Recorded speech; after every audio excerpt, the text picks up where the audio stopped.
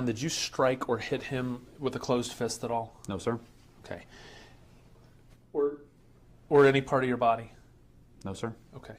And the reason that you didn't do that is that there was no more force that was required at that point in time to have affected the arrest, right? He did not need to be struck with my hands or any impact weapon. Maybe the craziest part of the story is what happened afterwards. In that lawsuit, the federal judge calls out these two cops for lying. So what do Kentucky prosecutors and the Kentucky State Police do as a result? Both cops, Wright and Zartorsky, lied about unnecessarily beating and striking Mr. Hornback. But only Zartorsky was forced to resign and indicted on state perjury charges, and ultimately convicted never to work as a police officer again. Given the fact that Wright did the exact same thing as Zartorsky, why didn't any of that happen to him?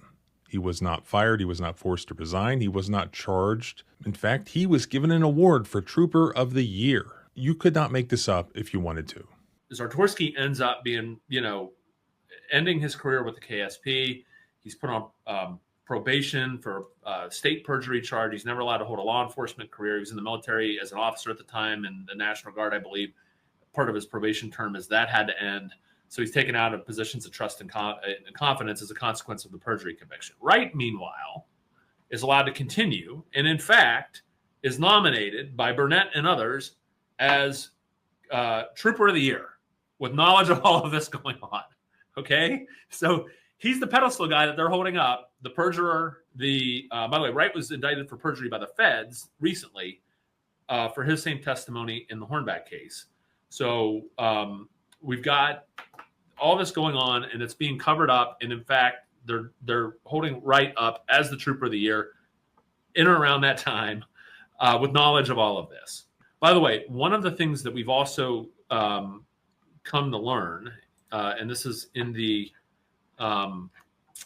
Millett lawsuit, is the person that was investigating these post-4 use of forces. There's a sergeant.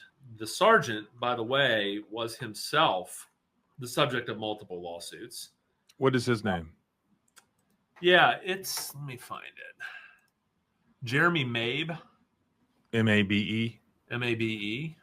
Yeah, so Mabe's the immediate supervisor who's assigned to investigate most of these uses of force. And generally, he is writing in repeated use of force investigations. The subject took a belated, aggressive stance, and that justifies all these people getting jacked up. And Mabe is involved in the whitewash.